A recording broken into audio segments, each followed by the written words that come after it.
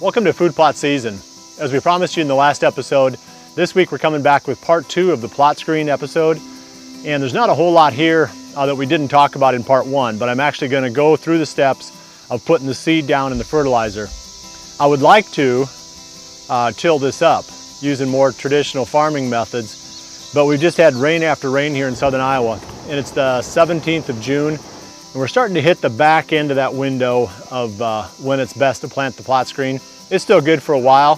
Probably have a couple more weeks here where it still, makes sense to plant this, where you got plenty of growing season left. But the downside is there continues to be rain in the forecast. So I'm not seeing a time frame coming up where the soil is going to get dry enough where I can till this. Basically, I'd be tilling mud, and that's not going to work.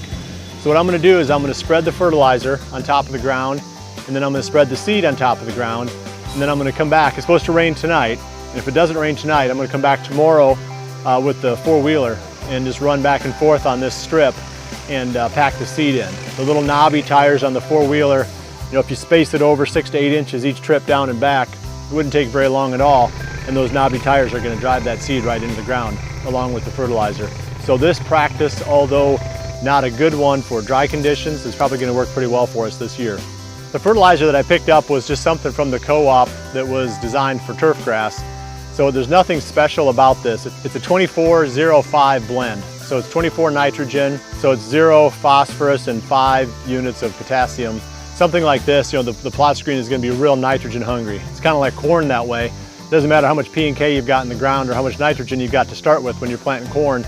It's going to take everything that's there from the standpoint of the nitrogen. So you've always got to supplement nitrogen on something like this that grows this fast and this tall.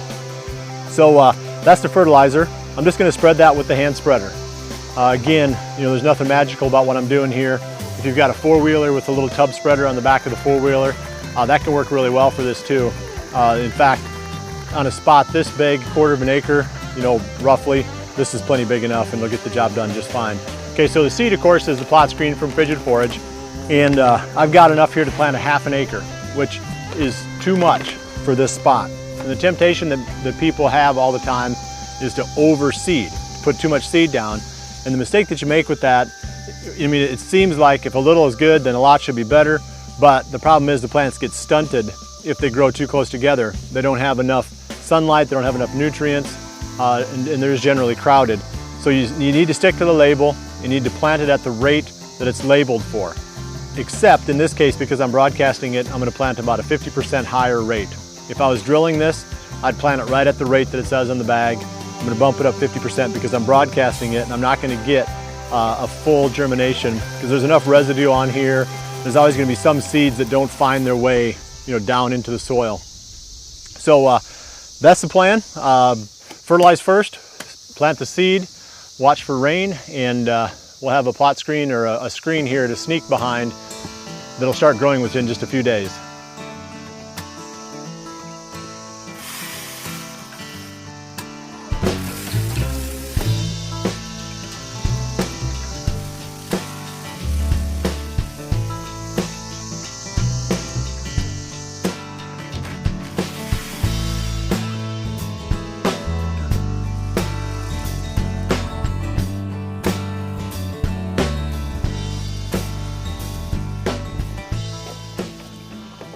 I've got this project done. It's supposed to rain tonight. It feels really hot and humid right now, so I'm pretty sure it's going to come down this evening. Next, let's go and join Aaron and Kurt as they put in a monster magnet plot. Well, it's June 19th, and as you can see, we're out here working on some food plots today. We're actually in a spot that my buddy Kurt Mick and I plan to hunt this fall, and it's an area where we were getting pictures of a really big deer last year. We think he's still alive, so we came in here and strategically put in this food plot to hunt that particular deer this fall. And this is an area that's never been planted before. It's just been pasture ground, so there's been a number of things we've had to do to get the soil ready to plant. The first one being, we came in a couple weeks ago, we mowed it off with a brush hog, and then we sprayed it with Roundup, gave it 10-12 days to die. And now we're in here, we're actually burning off this heavy thatch so we can get good soil contact with our disc and our tiller to prepare that seed bed.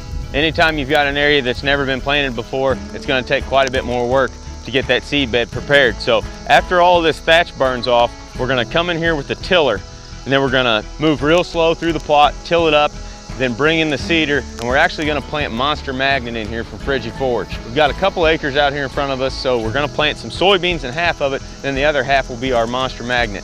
And this blend has spring peas, soybeans, sunflowers, turnips, daikon radishes, and sugar beets, all in one particular blend, which is gonna provide lots of different variety for the deer. So we're gonna get out here and finish this burn and then get it tilled up and hopefully get our Monster Magnet in the ground.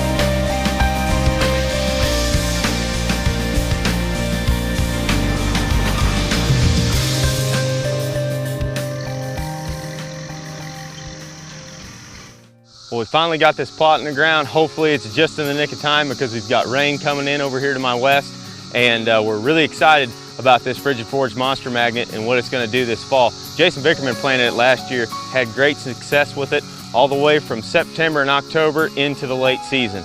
But this Frigid Forage Monster Magnet is great because it has a variety of seed blends in it. So you've got something there for the deer at all times of the year, and we put in about 3/4 of an acre here of that Monster Magnet. We're gonna put our blind right next to it, blow a north wind coming out of this bedding area, and hopefully get a chance at a good buck this fall.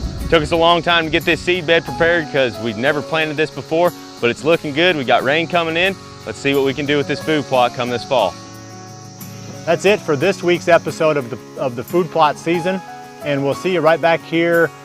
I think we're gonna hold off for a few weeks until we get into the big and beastie planting season, which is going to be the very end of July, first part of August. So we'll see you then for the next episode of Food Plot Season right here at frigidforage.com.